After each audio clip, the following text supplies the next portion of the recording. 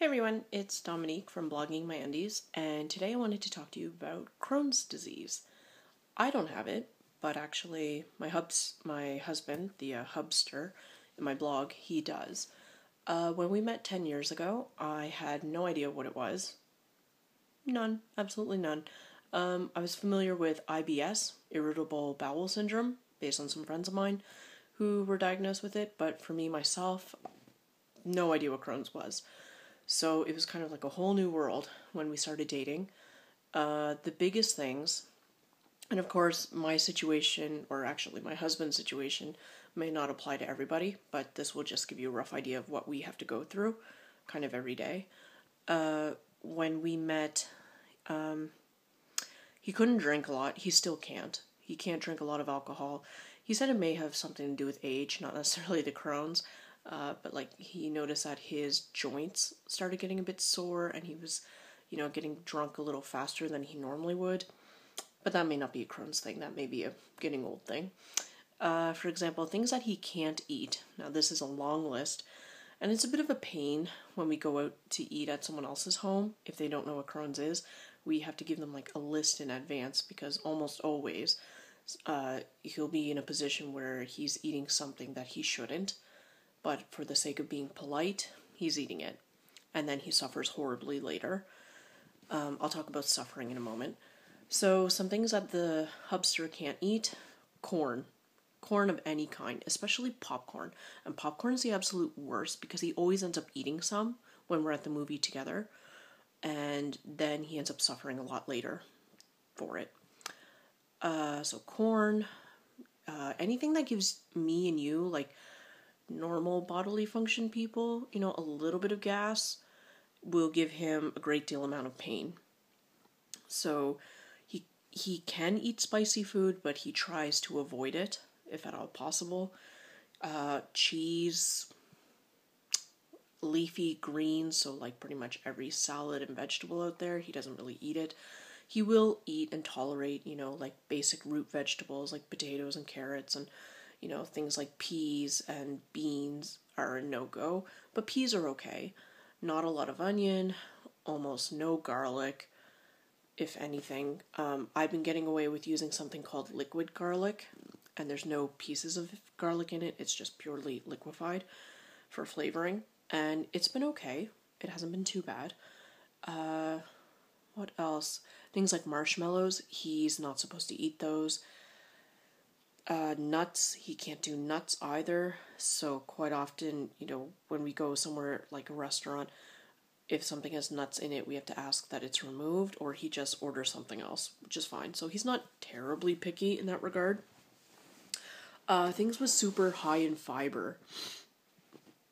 He doesn't eat whole wheat bread. I mean, it's already bad enough that he's going to the bathroom quite often. But if he has too much fiber in his diet, it just keeps him in there all day.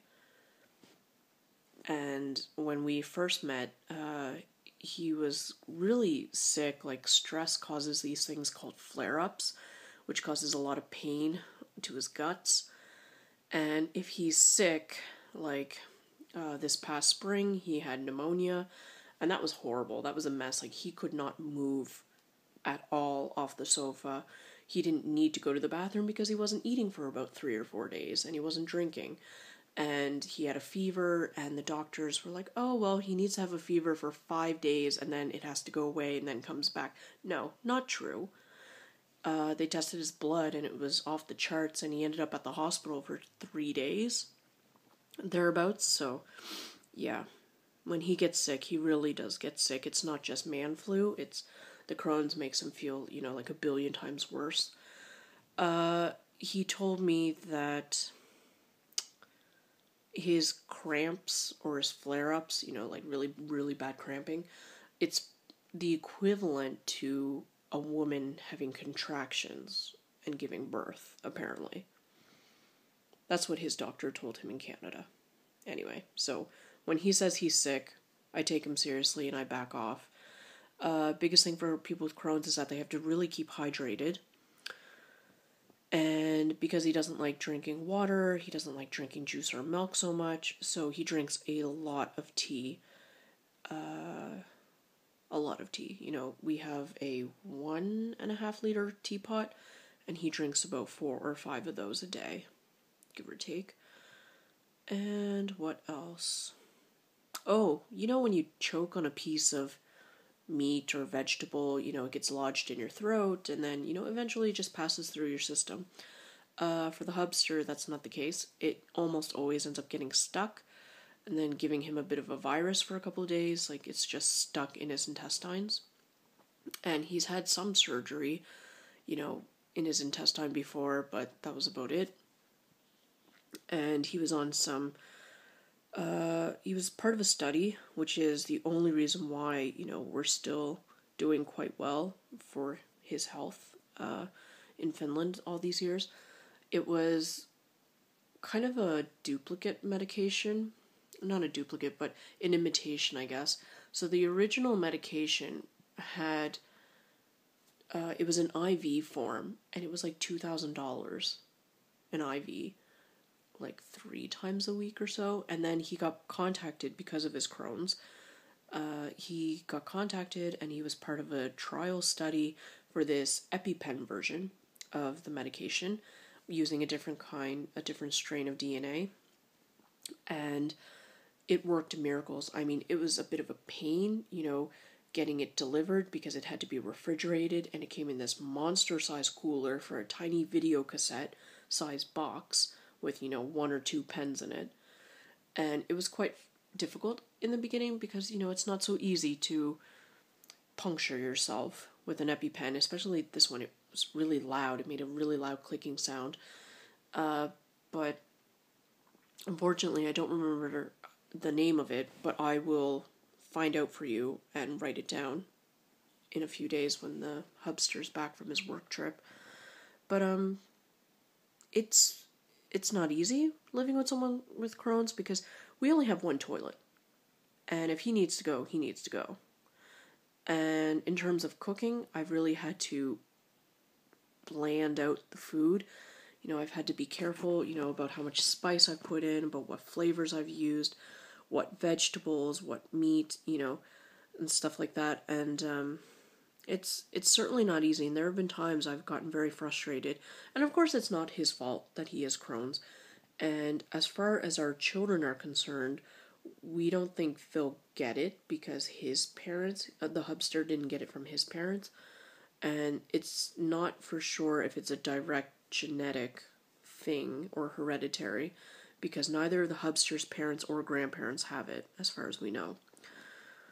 So I guess, you know, the biggest thing, the only advice I can give is, you know, just keep strong and be patient. It's not easy having a very limited diet, and then, you know, I used to get really upset with him for eating the same thing all the time, because to me that's boring. But then he whipped out, you know, this idea that, you know, how would you feel if you were so limited by what you could eat, and when you do find something that you can eat, you know, you just want to eat as much as you possibly can. And of course, with Crohn's, the biggest thing is weight loss and weight gain. It fluctuates. For example, we went wedding band shopping, you know, 9 years ago, and we bought our wedding bands 2 months before the wedding. And the night of the wedding, you know, the rings fit fine. And the night of the wedding, when he took off his tuxedo, his ring went flying across the room. It's lucky we didn't lose it prior to getting home, you know. And it could have, you know, his weight may have gone down much sooner than, you know, 2 months from the time that we bought and measured the rings to the time that we actually got married. And, you know, clothing shopping can be quite difficult for him as well.